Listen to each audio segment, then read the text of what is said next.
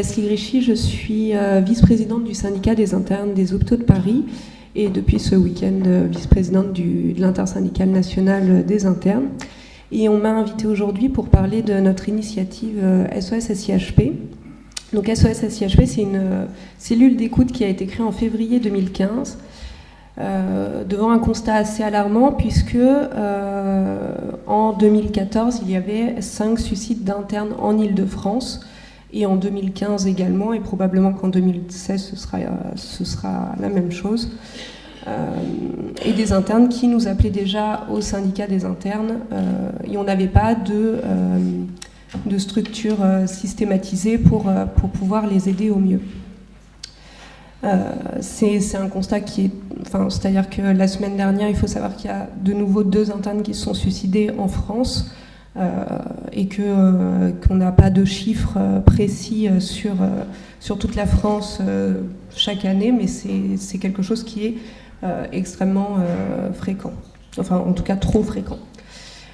Donc SOS SIHP, l'idée c'est une adresse email dont on fait la promotion à travers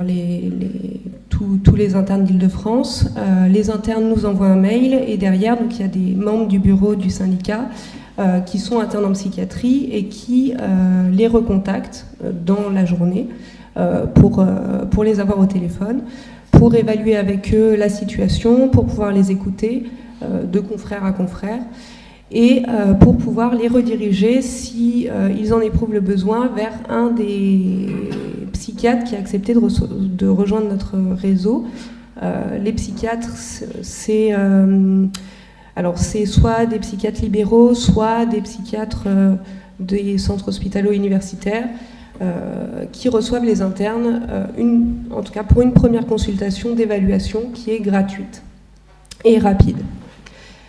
Et l'idée, après, c'est de pouvoir les rediriger, si nécessaire, vers un suivi un peu plus long, mais en tout cas qui est déjà un premier lien fait avec les soins.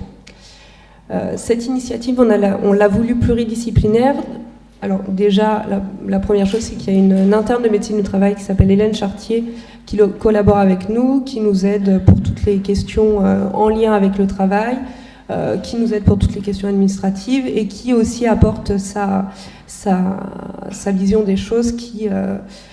est différente de ce qu'un interne en psychiatrie peut avoir et qui est très enrichissante. Et puis l'autre chose, c'est qu'il y a aussi tout ce qu'on peut faire déjà au niveau syndical, c'est-à-dire quand un interne ne va pas bien, notamment par exemple quand il a fait une erreur médicale, on peut également lui offrir on peut lui offrir les conseils de notre avocat. On a également des ressources au niveau de la mutuelle GPM avec qui on a un partenariat. Et puis on a également des liens avec la PHP et puis l'ARS avec qui on est en discussion constante pour pouvoir aider les internes au mieux, notamment dans tout ce qui est droit au remords, problématiques autour de l'orientation, ce genre de choses. À ce jour, c'est 1 à 2 internes par semaine qui nous appellent. Souvent, quand ils nous appellent, ils vont vraiment pas bien du tout, c'est-à-dire qu'ils sont soit en arrêt de travail, soit ils ont des conduites suicidaires ou des équivalents suicidaires, c'est-à-dire qu'ils nous disent traverser la route en se disant je regarde pas, après tout finalement si une voiture me percute, au moins ce sera fini. Ou aussi des alcoolisations massives avec des passages aux urgences hebdomadaires, enfin tout ça qui sont des appels à l'aide, des appels à l'aide qui ne sont pas forcément su ou vécus comme tels par leurs amis, par leur camp interne. Et devant le malheureux succès de cette initiative, on s'est dit que ce serait intéressant de pouvoir l'avoir au niveau national et notamment dans chaque région. Donc c'est quelque chose qui est en train d'être mis en place depuis 1 an. Il y a notamment à Marseille où ça a déjà été créé avec SOS SIHM, à Montpellier également, à Rennes, à Grenoble